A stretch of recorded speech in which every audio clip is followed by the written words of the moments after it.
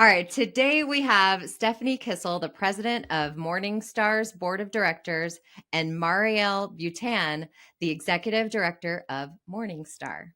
Hi, guys. Welcome. Welcome. So how and when did Morningstar get its start in Big Sky? And it is named after Chief Morningstar, correct? Ooh, that's good trivia. That is good trivia. I don't know. We should ask Laura. We should. Laura Oh. Saki. Laura Well, Saki. Morningstar Elementary here in Bozeman is named after Chief Morningstar. So I thought maybe that It was might be. But so we were founded in 2006. I did not start working here until 2021. So I'm gonna look into that because that would be super interesting to know where that name came from. Mm-hmm. Yep. Yep. And it was founded because it was taking the place of a for-profit preschool that had been around for a couple of years. And really the idea was that they wanted to provide a permanent home for childcare because they kept going out of business because of the high rent. Mm-hmm. And the way you said that, it makes me think that you guys are not for profit. That is correct. We are not for profit. Yes. Okay. That is a common misconception, I believe, in Big Sky, that people, think that it's a for-profit preschool. Right. Yeah, no, I mean, we do charge tuition, but we are a 501c3 nonprofit. And I will say one thing that does not change whether you are for profit or not for profit. If you are in the early childhood education space, you're at risk for going out of business because the math doesn't work. Like parents cannot afford what it costs to actually put on programming like this. So I definitely understand the impetus, even 17 years ago that existed for founding this organization to try to have a permanent home for childcare because other places kept going out of business. The math does not math. Yeah. No. Yeah. When I was first starting out at Variety, they start you out pretty low, even if you're a salesperson. And I had Smith. I was freaking out about how I was going to afford to pay for his childcare and also work. And it was actually an equal sum game for me. So that ended up helping me decide to stay at home for a little bit with him, which was hard and it made me a little crazy. No, it was wonderful. It was a gift that I was able to do that. But we started doing early childhood, I think when he was around 2, and that kind of opened up our world. Opened up my world. I was able to start working a little bit here again. Mine as well. Joe's as well. But yeah, no, I love that you're doing this for the community. But yeah, it's important work. How big is Morningstar? Give me an idea of scale. Like how many diapers and wet wipes are you guys blowing through over there? One classroom that has 8 infants in it goes through about 160 diapers a week. We did the math. Oof. Okay. And that's awesome. We have 5 classrooms, by the way. That's one of them. But we currently have around 50 students enrolled and 15 teachers. So that's a lot of snacks, a lot of diapers, a lot of books being read, absolutely, a lot of toy dinosaurs, because you can't have, it's a rule. Can't have enough. It's in licensing. You're not allowed to have an early childhood education facility if you don't have toy dinosaurs. It's true. Okay. Yeah. So much cookies and juice. So much goldfish. I'm imagining goldfish is a popular item on your grocery list. Yeah, that's a lot of diapers. Our dog used to like eating them, so maybe if we could bring Chuck by and see if he can help you maybe with your waste management. Trash footprint, diaper footprint. Exactly. Right. I was thinking of that. He can. Yeah, you got a disposal. So gross. What a weird habit he had. So let's say you're delivering the annual State of the School address for Morningstar. What are you going to say? The first thing that I always tell our families who are currently enrolled is that we are still trying so hard to hire more teachers so that we can go back to being open 5 days a week, because we've been on a 4-day week for a long time because of our staffing challenges. And we know that that is not what our community truly needs. But we're trying. We have a $1.5 million fundraising need every single year to try to make ends meet between what families can afford to pay in tuition and what it costs for us to provide this service. And we're just trying every day to make that happen and have it be a quality program for the kids, because that's what they deserve. And with all of that, we still have a wait list. Yeah. We still can't meet the need of our community. And we talk about it every day. We think about it every board meeting. Steph and I send each other like memes and articles and everything in between on Instagram of like, look at this thing that's happening. Because I will say, like, this is not just a Morningstar thing. It's not just a Big Sky or even Gallatin County or even Montana thing. This is a national crisis that our country is facing with early childhood. And so there's a lot of articles, and sometimes just a like, hang in there, kitten, that needs to be little fuzzy. Just a little motivation. All right. Well, that was an excellent state of the school address. Wait, I have a question. Michelle, do you have a rebuttal? I do not have a rebuttal, but I did have a question. What is your question? So the fundraiser you have, that's a Morningstar fundraiser, correct? And you also have a resort tax allotment, or are you working on that? Yes. So we receive resort tax funding, which we're very grateful for. We also are funded by our local community foundations, the Yellowstone Club Community Foundation, Spanish Peaks Community Foundation, and Moonlight Community Foundation. And we just have so many generous donors that help us try to keep our doors open and make this work for our community. Mm-hmm. And I will say too, it takes the whole village. We really believe that. And we have these large community foundations that have been incredible partners, as well as resort tax. But then we also have the Rotary Club that comes and does projects on our school grounds. The American Legion gives away a gift card to families every month. We actually just did the drawing today. We have a new winner for the month of March. And very nice. I think those are little sweet parts to this massive beast of childcare in Big Sky, is that we do have lots of people pulling punches and trying to make a difference, and in whatever way, in whatever capacity that they have. I mean, the work is hard, so every little bit counts. I was going to say, with all of that help, it's still a struggle. That's an incredible thought right there, because there are so many daycares in smaller communities that don't have these foundations contributing and helping. So I can't imagine how they even keep their doors open. Well, so it's interesting. I learned this morning that there's have been numbers since I started, and since, even before that, about like averages of incomes and what people are spending. But there's a new updated number that I just found out about this morning, that right now across the state of Montana, families with children between 0 and 5 years old are spending $18,000 a year on childcare. And so when you look at the employment numbers specifically for women, because it always disproportionately impacts women in the workforce, we're actually seeing a dip of women in the workforce in our area because of this high cost of childcare that as you said yourself, like if you're in a zero-sum game, some people are going to choose to remain in the workforce and some people are going to choose to go home.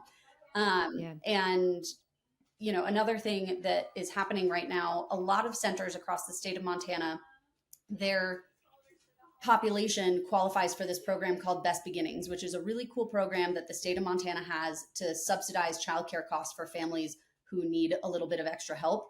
But the income limits that are set for that program don't really translate to what's currently happening in Gallatin County for cost of living, and then how that's driving up wages. And so people who are living in essentially poverty conditions make too much money to qualify for this really amazing program that would not only help families reduce their childcare burden, or their cost burden, but it would also help places like Morningstar have another source of funding from the state that we are just completely not qualifying for, because our families are, like, on the one hand struggling to get by, and then in the eyes of the state have too much money.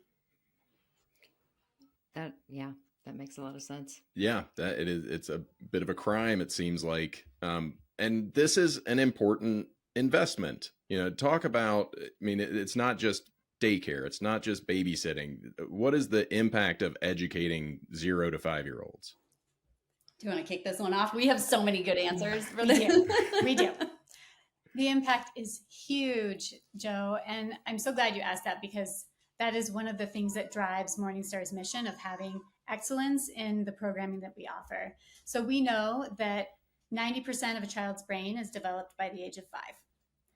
And so all of those connections that are happening within their brain, all the synapses that are firing, that is all learning and growing. And if you don't use it, you lose it, right? And so providing children with a variety of experiences and allowing them the opportunity to play and learn and grow cognitively, physically, socially, emotionally, that makes a huge difference in that child's life in that moment.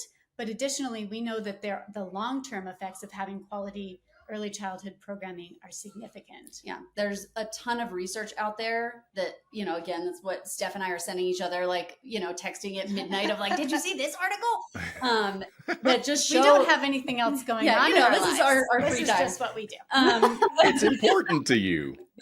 But yeah, it just shows all of the impacts that it has throughout the child's life, even into adulthood, like better reading scores throughout their K-12 education experience, better graduation rates, better matriculation rates into college, better health, both physical and mental health outcomes, lower incarceration rates. Like, these are things that are good for the children as they grow. It's good for their families. It's good for our society. And, every time we talk about the importance of investing in education, because it's important to invest in education throughout, like, across the spectrum from birth through adult education.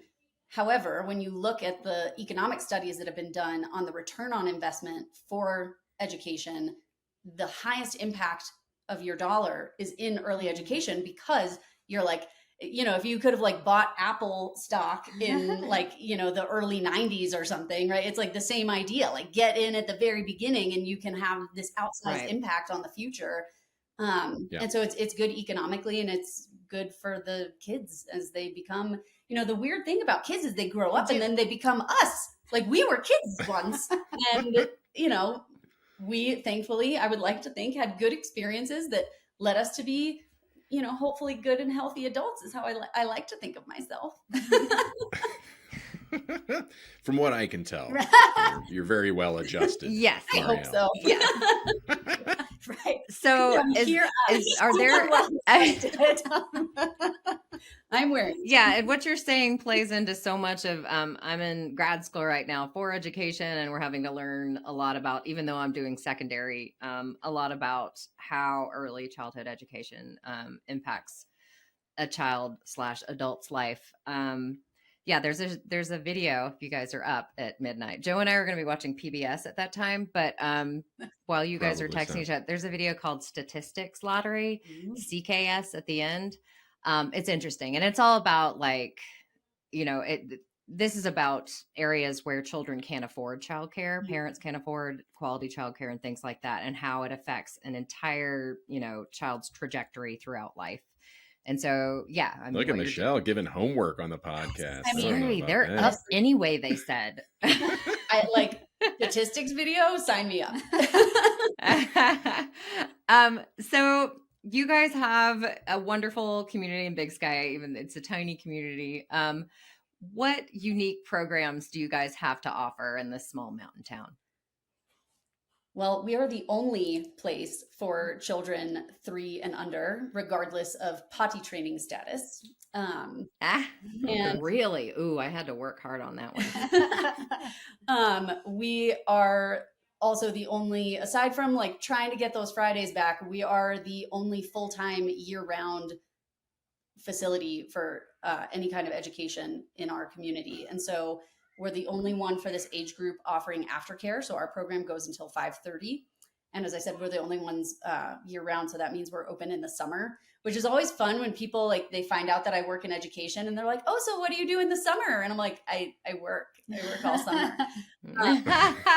So yeah, we also in Morningstar Learning Center use creative curriculum, which we just adopted this school year. And I'm so excited about, because it is among, if not the highest quality early education curriculum that's available for birth through 5. And a lot of people forget that there would be a curriculum, but again, kids are learning no matter what they're doing. So you got to think about, what do you what are they learning? Right. What Depending on where they opportunities are you are. presenting them with? Yeah. Mhm.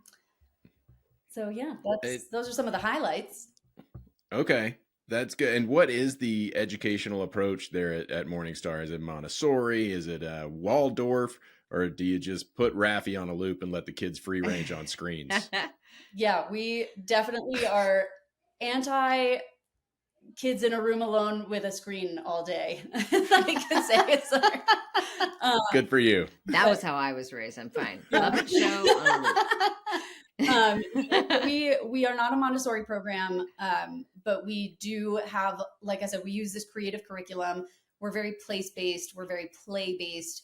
And we are trying to have the kids learn about this wonderful community and the wonderful nature that we have in our community. Our kids go outside every single day, unless the weather is unsafe, because we don't want any little tiny frostbite fingers. No. Right. Yeah, the it's negative 40s might not be a good. It's like a bunch of little postal workers, right? But it's important for them to love winter. This is Montana that we're living in. And so we want appreciation for that nature and for them to grow up to be good stewards of our planet and our community, which is also why we compost. That's a fun thing that our kids get to do here is they learn about composting. They compost their like lunch leftovers, and Compost Carl comes and talks to them about the worms once a year, and they love that day. It's always a really fun day. Carl's the best. Carl is the best.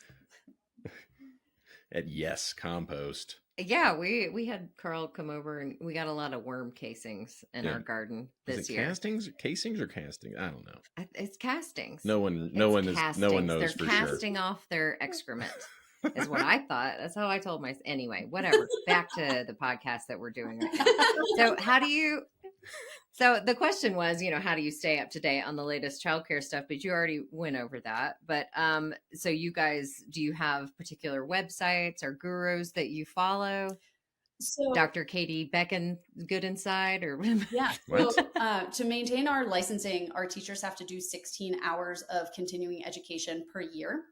And that is through the Montana Early Childhood Practitioner Registry that they have to upload whatever trainings they do. They have to be approved to make sure that people are staying up to date. But Morningstar kind of goes above and beyond that because, well, they put me in charge, and I think continuing education is really important.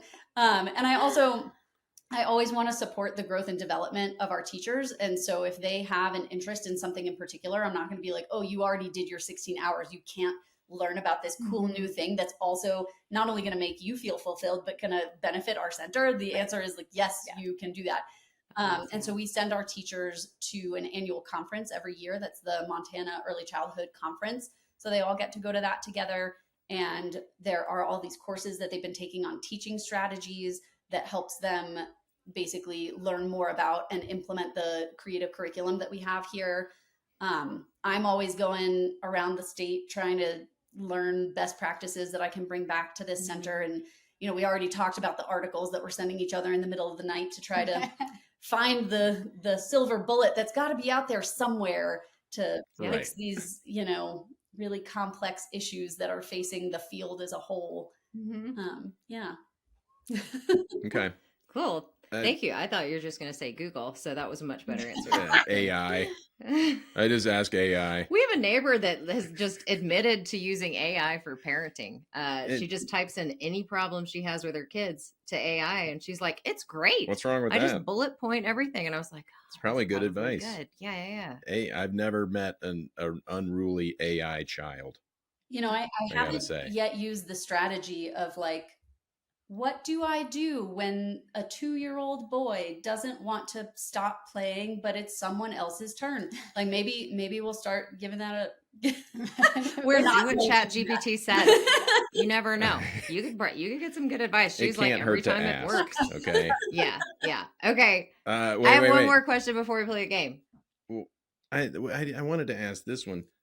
Challenges with childcare go hand in hand in Big Sky with our housing issues, I believe. What is your plan to help families in the community that might not be able to afford childcare?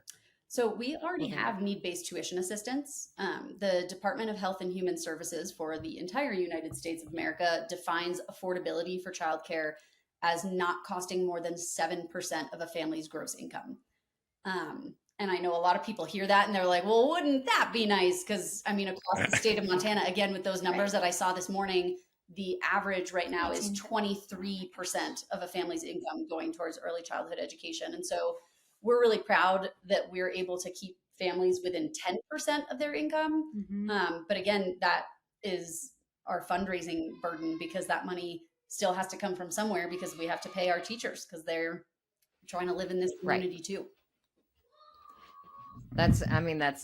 We know we lived there and had so many people, so many restaurant owners, business owners just struggling with the housing situation, with the cost of living for people who are just, getting into the workforce. I mean, minimum wage can't really exist there. No. The price of strawberries at Roxy's. I mean, it was really just, death by 1,000 cuts. That's what it did. Okay. So my question was equally as serious as Joe's.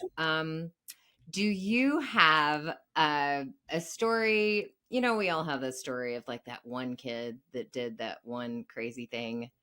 Can you guys think of something that a child in in Morningstar, something that they did that was incredibly memorable? Just an could be funny, could be sweet. Epic misbehavior. I don't know if you guys could hear just now, but somebody was practicing their dinosaur roar out there just a minute ago.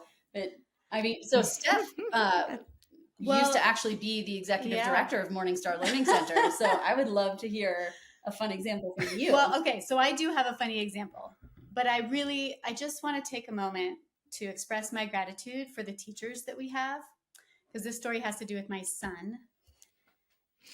When he was in the infant room, and he was super grumpy that morning, and I dropped him off anyway, because you don't keep a kid home when they're grumpy. Yeah. And I got a call a few hours later with Miss Myra, bless her heart, that Asher had explosive diarrhea. Oh. And I was like, oh, and he was grumpy. I knew something was wrong, but I didn't really know something was wrong. And I like got some of the story, and it had gotten like everywhere. And oh God. So I Projectile. just felt for her, right? Because this is a tough role to be in. And I was like, okay, I will come and grab him. And I grabbed a bottle of wine, and I rushed here, and I presented her with the wine as my token, like my apology. Like, I appreciate you. I'm so sorry. Yeah. This is the type of person Myra is. She goes, oh, this is no big deal. He's the third one today. Oh yeah. I was like, so it was going right then and there. I thought, man, these teachers who are at Morningstar, they are a different breed, and they have like patience beyond patience. Like, beyond patience. Honestly, patience, like their makeup must be genetically different, because most people I know are like three explosive diarrheas in a day from infants. Yeah, my diarrhea tolerance is definitely not that high. Yeah, you would have seen me pull the cork out with my teeth and start drinking in front of you while I was at work. So yeah, clearly I'm not your daycare teacher. Don't hire me. And grab that cork and shove it inside a diaper somewhere. Yes. All okay. right. Thank you for that story. Did you do something bad in preschool? Do you remember anything? Never. I was a model child. Weird. I got a note for pulling my panties down in story time, and I'll never forget it. I was really young, and I will never forget, because she gave me the note to bring home, and we're so honest. And I was like, here, Mom. And she just kind of looked at me, and I could tell it was one of those moments, because Joe and I have these all the time when we get notes home or emails, where we're like, keep a straight face. Try not to laugh. Yeah. And I just remember like seeing my mom's face, and I couldn't read it. I was like, she doesn't look mad, but she's trying to laugh. Anyway. Thanks. Back to your dinosaurs next door. Yeah. Yes. Thank you guys so much for your time today. Thank you guys. Thank you.